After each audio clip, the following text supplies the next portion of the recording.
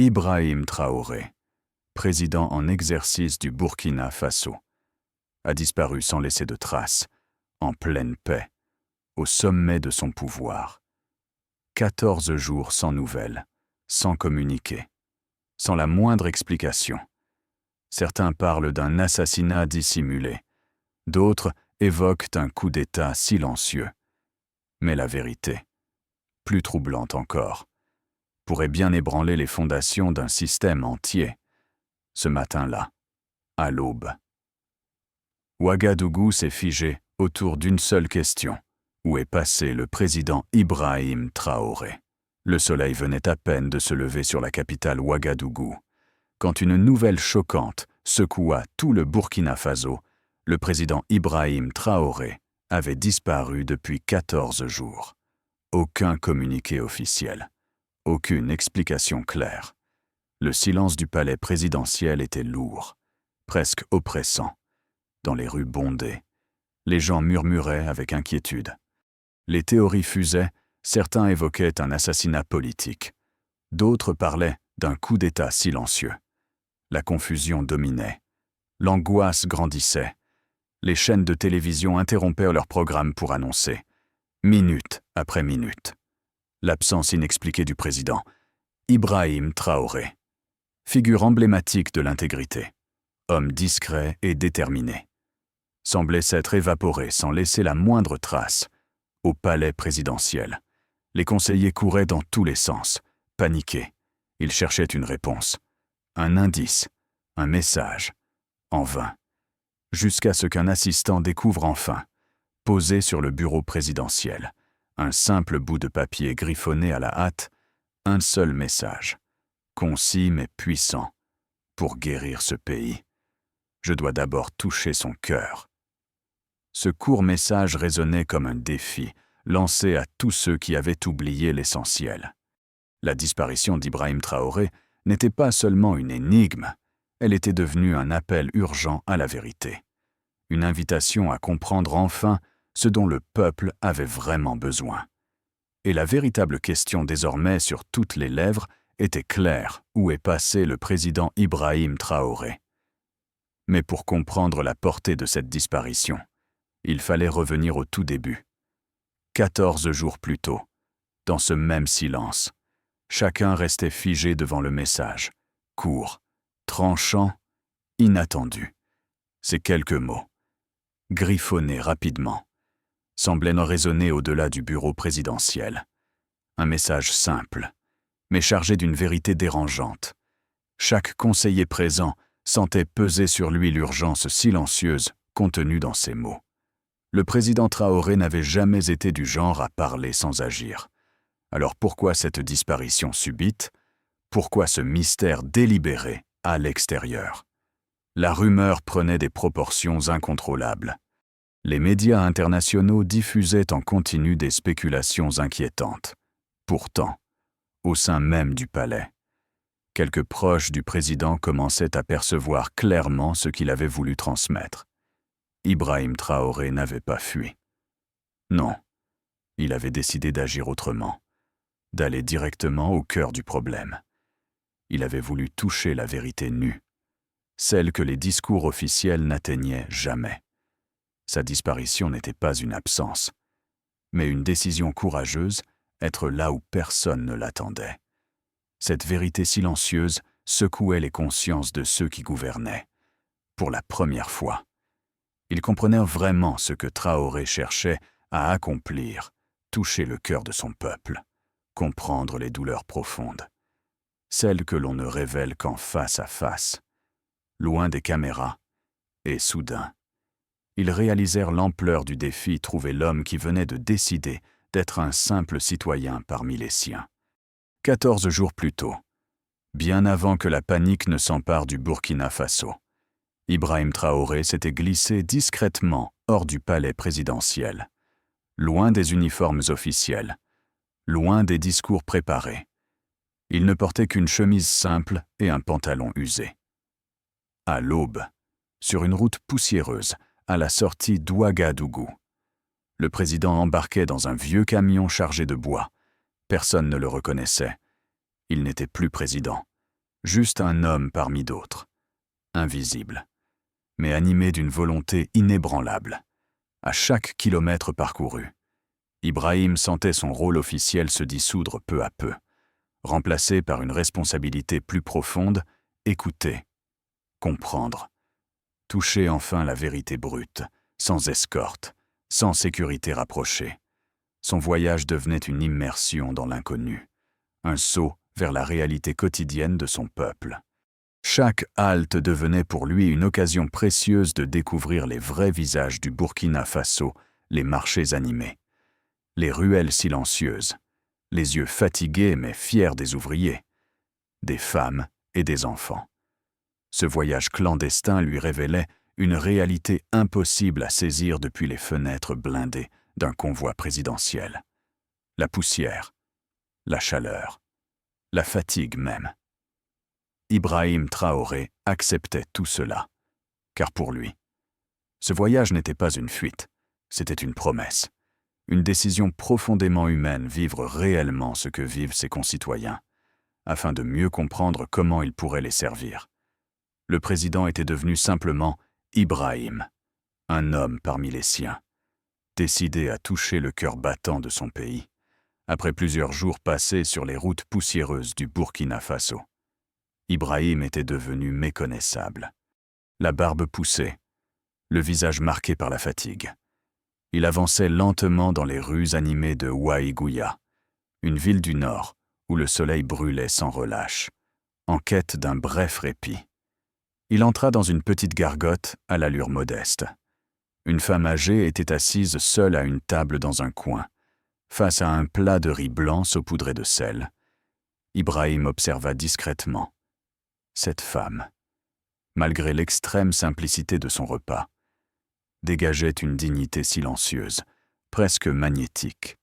Intrigué, Ibrahim échangea quelques mots avec elle. Il apprit qu'elle s'appelait Alimata, qu'elle avait perdu son emploi il y a plusieurs années. Elle ne disait rien de ses difficultés. Mais la fierté tranquille dans son regard en disait plus que 1000 discours, à cet instant précis. Quelque chose remua profondément Ibrahim.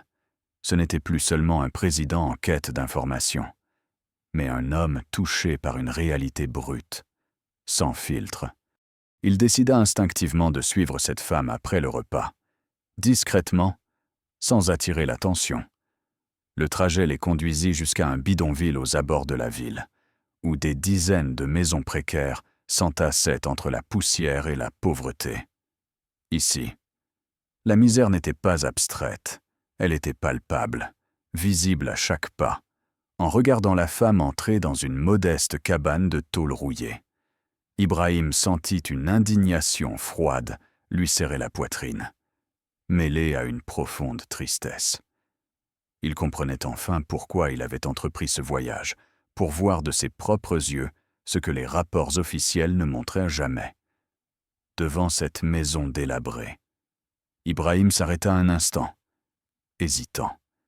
Il savait désormais ce qui lui restait à faire franchir ce seuil, non plus en tant que chef d'État, mais en homme prêt à comprendre, et surtout, à changer le destin de ceux que le monde oubliait. Lorsqu'Ibrahim franchit discrètement le seuil de la petite maison d'Alimata, il s'attendait à découvrir la pauvreté, mais pas une détermination aussi lumineuse. La scène qu'il vit l'arrêta net, frappant son cœur comme une évidence brutale. Dans la pénombre, un garçon d'une douzaine d'années était penché sur un mur délabré, griffonnant soigneusement quelque chose avec un morceau de charbon, le regard concentré, le geste précis. L'enfant semblait absorbé dans son travail. Ibrahim s'approcha lentement, sur le mur. Il distinguait à présent des dessins étonnamment précis des croquis anatomiques, des schémas du corps humain, des noms latins de muscles et d'organes. Le garçon étudiait la médecine. Seul, sur les murs fissurés de sa propre maison. Cet enfant, c'était Yacouba, petit-fils d'Alimata, faute de moyens, faute surtout de papiers administratifs. Il n'avait jamais eu accès à l'école. Pourtant, cette réalité n'avait pas réussi à briser son rêve. Avec une force admirable, Yacouba transformait chaque centimètre carré de sa maison en tableau noir. Chaque mur devenait une page vivante de savoir. Face à ce spectacle bouleversant, Ibrahim sentit sa gorge se serrer. La colère initiale qu'il ressentait en entrant s'était transformée en admiration profonde. Il réalisait soudain que ce garçon représentait exactement ce qu'il était venu chercher, la vérité nue d'un peuple. La réalité brute cachée derrière les chiffres et les statistiques officielles. À cet instant précis, Yacouba leva les yeux. Son regard rencontra celui d'Ibrahim. Il n'y eut aucun mot échangé. Mais dans ce silence puissant, Ibrahim comprit une vérité essentielle. Chaque enfant de son pays méritait plus que des rêves inscrits sur des murs délabrés. Et désormais, il se promit intérieurement qu'il ferait tout pour que ses rêves deviennent réalité. Après la rencontre bouleversante avec Yacouba, Ibrahim décida d'aller plus loin. Il voulait comprendre pourquoi un enfant si brillant devait étudier seul, isolé dans l'ombre de sa propre maison. En enquêtant discrètement, Ibrahim découvrit rapidement une réalité troublante à travers le pays. Des centaines d'enfants comme Yacouba étaient privés d'éducation pour une raison aussi absurde que cruelle. Faute de certificat de résidence ou d'acte d'état civil à jour. Ils se voyaient tout simplement refuser l'entrée des écoles publiques. Mais l'injustice allait encore plus loin. Ibrahim comprit bientôt qu'un mécanisme invisible était à l'œuvre derrière ces exclusions répétées. Les manuels scolaires distribués dans les écoles publiques rurales étaient volontairement simplifiés. Vidés de contenus essentiels, des professeurs compétents étaient remplacés par des enseignants temporaires, inexpérimentés, embauchés à moindre coût. À mesure qu'il creusait, Ibrahim découvrait une vérité glaçante: l'éducation, droit fondamental de chaque enfant, était devenu un marché clandestin, contrôlé par des intérêts financiers puissants, des groupes privés, liés à certains responsables politiques, exploitaient la pauvreté et l'ignorance pour imposer des écoles privées coûteuses, hors d'atteinte pour les familles modestes. Ce système brutal piégeait des générations entières dans la pauvreté, privant le pays de milliers de talents cachés, condamnés simplement par l'endroit où ils étaient nés. La colère sourde d'Ibrahim grandissait avec chaque nouveau témoignage recueilli. Ce qu'il avait cru être de simples dysfonctionnements administratifs révélait un réseau complexe, intentionnel et profondément injuste, en se tenant devant une école vide, abandonnée faute de soutien public. Ibrahim sentit toute la gravité du combat à venir. Ce n'était plus seulement une question d'injustice isolée, mais un enjeu fondamental qui concernait l'avenir même du pays. Ce jour-là, Ibrahim comprit définitivement sa mission. Il allait révéler ce système invisible, le combattre sans relâche, pour rendre à chaque enfant du Burkina Faso le droit à un avenir digne de ses rêves, déterminé à démanteler le réseau qui détournait l'éducation de son pays. Ibrahim infiltra discrètement un bureau administratif régional à Ouaïgouya. Il se fit embaucher comme simple homme de ménage, passant inaperçu derrière son balai, attentif à chaque parole, à chaque geste. Un après-midi étouffant, alors qu'il nettoyait un couloir désert, Ibrahim surprit une conversation dans un bureau mal fermé. La voix qui s'échappait lui glaça immédiatement le sang. C'était celle de Dabo, son ministre de l'Éducation, homme qu'il avait personnellement choisi, en qui il avait profondément confiance. Sans faire de bruit, Ibrahim s'approcha encore davantage. Derrière la porte entrebâillée, les mots prononcés par Dabo étaient sans équivoque. Le ministre négociait cyniquement avec un représentant d'une grande entreprise privée étrangère. Leur marché était simple mais brutal: privatiser progressivement le système éducatif rural, accroître les frais scolaires et partager généreusement les bénéfices entre initiés.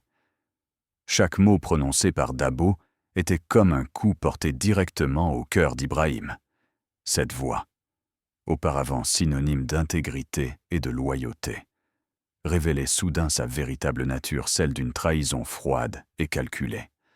Ibrahim serra les poings, une colère sourde montant en lui, mais il resta immobile, maîtrisant ses émotions. Ce n'était plus seulement une affaire politique, mais une trahison personnelle, intime, douloureuse. L'homme qu'il croyait connaître, celui à qui il avait confié l'avenir des enfants du Burkina Faso, avait vendu leurs rêves pour de simples profits.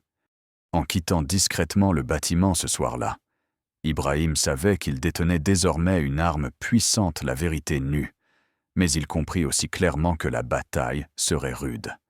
Car derrière le visage familier de Dabo, il y avait tout un système à combattre, profondément enraciné et prêt à tout pour se défendre. Après la révélation bouleversante concernant Dabo, Ibrahim intensifia discrètement ses recherches. Chaque découverte accentuait davantage l'ampleur du scandale. Des dossiers confidentiels auxquels il eut accès détaillaient froidement comment l'éducation était progressivement vendue à des intérêts privés étrangers. Les preuves qu'il trouvait étaient accablantes. Derrière les discours officiels rassurants du ministre, il existait une véritable machine à profit, une privatisation masquée de l'éducation publique rurale. Des enfants comme Yacouba étaient volontairement exclus du système pour alimenter cette mécanique impitoyable. Chaque école publique abandonnée devenait une opportunité pour implanter une coûteuse école privée, inaccessible aux familles modestes. Au fil des jours, Ibrahim mettait au jour des détails choquants. Des fonds destinés aux écoles rurales étaient détournés pour financer des villas luxueuses au Ghana, appartenant à un cercle restreint de responsables politiques et économiques. Chaque pièce du puzzle renforçait une réalité douloureuse. L'avenir des enfants de son pays était sacrifié pour l'enrichissement personnel de quelques-uns. Parmi les dossiers, un nom familier apparut soudain devant ses yeux. Alimata. Il découvrit avec stupeur qu'elle avait été employée autrefois par la famille de Dabo. Alimata avait tenté de dénoncer les malversations observées à l'époque, mais elle avait été immédiatement renvoyée, réduite au silence, condamnée à vivre dans la précarité. Cette révélation serra douloureusement le cœur d'Ibrahim. La boucle était bouclée. Alimata, la femme digne rencontrée par hasard, incarnait à elle seule la résistance silencieuse d'un peuple sacrifié par ses propres dirigeants. Face à cette vérité implacable, Ibrahim sentit une nouvelle détermination naître en lui. Il n'était plus question de simplement révéler cette vérité. Il devait agir immédiatement pour briser définitivement cette mécanique destructrice et rendre aux enfants comme Yacouba la chance de rêver à nouveau. L'atmosphère du palais présidentiel était électrique, dans une immense salle bondée. Les ministres et hauts fonctionnaires étaient réunis en urgence. Le sujet officiel, examiner la vacance inattendue du pouvoir présidentiel. Mais, officieusement, tout semblait prêt pour tourner définitivement la page Ibrahim Traoré. Les caméras diffusaient la séance en direct dans tout le pays. Chaque citoyen, chaque famille, chaque village retenait son souffle devant les écrans. Certains craignaient le pire. D'autres espéraient secrètement un miracle. Alors que le ministre Dabo s'apprêtait à prendre la parole pour rassurer hypocritement la nation. Une silhouette inattendue fit soudain son apparition à l'entrée. Le silence fut instantané, presque palpable. C'était Ibrahim Traoré. Il avançait calmement, vêtu simplement, sans costume officiel, sans escorte armée. Derrière lui marchaient Alimata et son petit-fils Yacouba, témoins silencieux, mais puissants de la vérité cachée au pays. L'assistance, choquée, restait immobile. Ibrahim ne prononça pas un mot. À la place, il brancha calmement son téléphone à l'écran principal. En quelques secondes, des enregistrements audio, des vidéos et des documents explosifs défilèrent sous les yeux ébahis de tous. Le visage de Dabo, clairement reconnaissable, apparaissait en pleine négociation avec des intérêts privés étrangers. Chaque image projetée sur l'écran révélait sans équivoque l'ampleur de la trahison. Les preuves étaient irréfutables, accablantes. Personne n'osait réagir. Dabo baissait la tête. Livide, Ibrahim resta impassible. Il laissait la vérité parler d'elle-même. Sa présence silencieuse exprimait une dignité puissante, une force morale indiscutable. Les téléspectateurs, à travers tout le Burkina Faso, étaient hypnotisés par ce retournement spectaculaire. Ce président, qu'ils avaient cru disparu, venait d'exposer froidement, méthodiquement, l'un des plus grands scandales de leur histoire récente.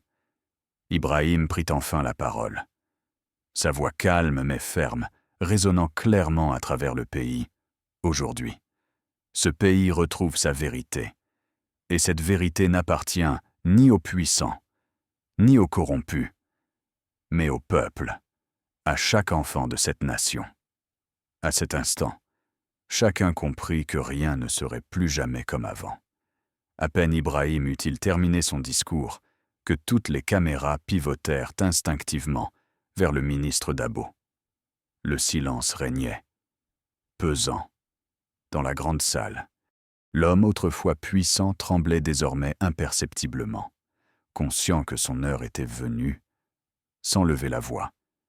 Ibrahim fit un signe discret aux agents de sécurité. Ils avancèrent aussitôt vers Dabo, lentement mais fermement, pour lui signifier son arrestation en direct devant toute la nation. Dabo tenta brièvement de protester, mais face aux preuves accablantes diffusées quelques instants plus tôt, ses mots sonnèrent faux. Impuissant, il baissa finalement les yeux, vaincu, conscient de l'inutilité d'une quelconque résistance. Ibrahim observa la scène sans émotion visible, mais intérieurement. Il ressentait un soulagement profond. Ce moment précis symbolisait bien plus qu'une simple arrestation. C'était le début d'un changement véritable. Un premier pas vers une justice longtemps attendue par le peuple burkinabé. Se retournant vers les caméras, Ibrahim annonça immédiatement la création du programme national intitulé « Un enseignant dans chaque enfant ». D'une voix déterminée, il expliqua brièvement mais clairement chaque enfant, sans exception, aurait désormais accès à une éducation digne, gratuite et publique. Il s'engagea fermement à démanteler le réseau corrupteur qui avait volé tant de rêves, tant de futurs prometteurs. Son ton calme et direct résonnait avec force dans tous les foyers, dans chaque coin reculé du pays. Des milliers de visages, comme celui de Yacouba, retrouvaient enfin l'espoir perdu depuis trop longtemps. La promesse faite par Ibrahim était à la fois une réparation et un engagement absolu. Ceci n'est pas une faveur, précisa-t-il fermement en regardant droit dans les caméras. C'est simplement le droit fondamental de chaque enfant de notre pays à un avenir meilleur. À travers tout le Burkina Faso, ces mots provoquèrent une vague d'émotions puissantes, mélange subtil d'espoir, de soulagement et de gratitude. Aujourd'hui, Ibrahim avait définitivement cessé d'être seulement un président.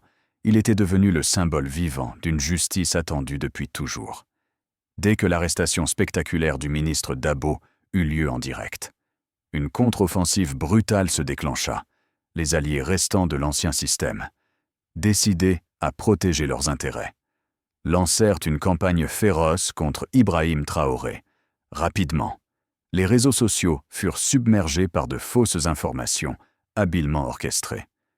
Des comptes anonymes diffusaient en masse des accusations mensongères. Ibrahim Traoré est manipulé par des puissances étrangères. Le président prépare une dictature. Sa disparition était une mise en scène pour gagner en popularité. Les médias internationaux, intrigués, commencèrent à relayer ces rumeurs sans toujours les vérifier. La confusion s'empara rapidement de la population, créant divisions et débats passionnés. Même certains proches d'Ibrahim commencèrent à douter, fragilisés par la violence et l'ampleur de cette offensive. Face à cette tempête, Ibrahim resta calme, refusant de répondre directement à la provocation. Mais, intérieurement, il ressentait une profonde amertume devant ces mensonges, calculés destinés à miner son intégrité et à détruire la confiance populaire qu'il avait soigneusement construite. Pourtant, dans les rues du Burkina Faso, malgré les efforts pour discréditer Ibrahim, de nombreux citoyens refusaient de céder à ces manipulations.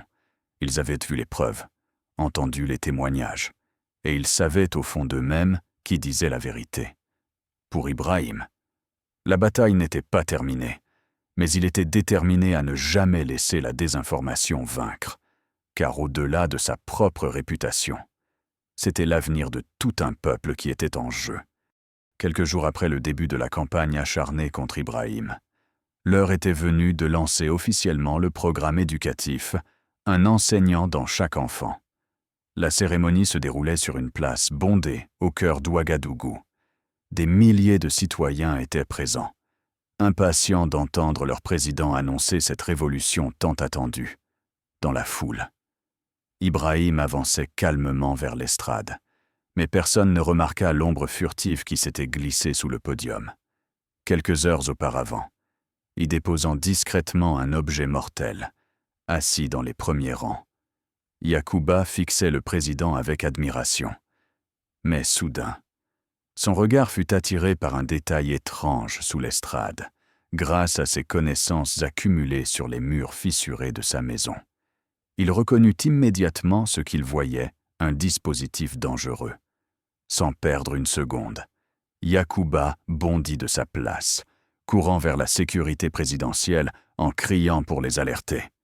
Son geste déclencha immédiatement une intervention des gardes. Ibrahim, surpris mais restant serein, fut évacué en sécurité à quelques secondes seulement du drame. Le public comprit rapidement ce qui venait de se produire. La panique initiale céda bientôt la place à un silence chargé d'émotion. Dans ce silence, des larmes coulaient. Ce n'était plus simplement un président qu'on acclama, mais un homme que le peuple venait de décider de protéger en retour. Le président, sauvé par un enfant qui n'avait jamais eu accès à l'éducation officielle, venait de prouver la valeur inestimable du programme qu'il lançait. Ibrahim, profondément ému, prit finalement la parole aujourd'hui.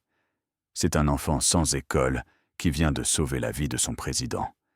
Ceci prouve définitivement que l'avenir de notre pays repose sur chaque enfant, chaque rêve, chaque espoir. Sous les applaudissements émus de la foule, Ibrahim posa une main rassurante sur l'épaule de Yacouba, scellant ainsi définitivement l'avenir du Burkina Faso autour d'une vérité simple mais puissante: chaque enfant compte. Et chaque rêve mérite d'être protégé. 5 ans plus tard, le soleil illuminait radieusement l'Université nationale de Ouagadougou. Des centaines de jeunes, vêtus de leurs toges bleues impeccables, se préparaient pour l'un des moments les plus importants de leur vie, la cérémonie officielle de remise des diplômes, dans l'immense amphithéâtre rempli de fierté et d'émotion. Familles et amis applaudissaient chaleureusement chaque nom prononcé. Parmi ces diplômés, un jeune homme en particulier attirait tous les regards Yacouba. Son histoire était connue de tous, symbole vivant du changement initié par Ibrahim Traoré. Yacouba n'était plus l'enfant isolé qui étudiait seul dans l'ombre, mais un brillant étudiant en médecine, l'incarnation même de l'espoir retrouvé pour tout un pays. Au moment où Yacouba s'avança vers le podium, le maître de cérémonie sortit lentement une lettre, annonçant solennellement « Aujourd'hui », avant de remettre ce diplôme exceptionnel. Permettez-moi de lire une lettre écrite par celui qui représente mieux que quiconque l'esprit de ce jour. Le silence fut immédiat, empreint d'émotion. Chacun dans la salle savait qu'il s'apprêtait à entendre des mots capables de toucher profondément leur cœur. Un hommage simple et sincère à celui qui avait tout rendu possible. Dans le silence profond de l'amphithéâtre, la voix du maître de cérémonie résonna avec émotion. Lisant doucement les mots de Yacouba, si un jour, un homme courageux n'avait pas franchi la porte d'une humble maison, je ne serais peut-être jamais ici aujourd'hui. Grâce à lui, mes rêves ne sont plus écrits sur des murs fissurés, mais sur les pages ouvertes de mon avenir. Chaque mot frappait directement au cœur des centaines de personnes présentes. Beaucoup avaient les larmes aux yeux, réalisant l'ampleur de ce que représentait ce moment. La voix reprit. Solennelle. Aujourd'hui, je porte cette blouse blanche pour la première fois. Mais elle ne m'appartient pas vraiment. Elle appartient à cet homme discret qui, par son courage et son intégrité, a redonné espoir à tout un peuple. Aujourd'hui, je dédie ce diplôme, cette blouse, et ma vie entière à Ibrahim Traoré. Dans le public, un homme vêtu simplement, à peine reconnaissable, observait humblement la scène. Ibrahim Traoré, discret, ému mais fier, sentit ses yeux s'humidifier. Il ne prononça rien. Son silence valait tous les discours. Personne ne remarqua immédiatement sa présence. Mais au fond de son cœur, il savait que cette blouse représentait bien plus qu'un diplôme. Elle représentait la victoire silencieuse de la justice, du courage et de l'espoir retrouvés pour tout son peuple. Et dans ce silence, sans honneur ni fanfare, l'histoire venait de reconnaître son plus humble héros. Merci à tous d'avoir regardé cette vidéo. N'hésitez pas à me dire en commentaire ce que vous pensez de cette histoire. Pensez à aimer la vidéo et à vous abonner pour découvrir d'autres contenus passionnants sur ma chaîne. N'oubliez pas de liker, de commenter et de vous abonner pour d'autres histoires inspirantes de développement personnel et d'autonomisation.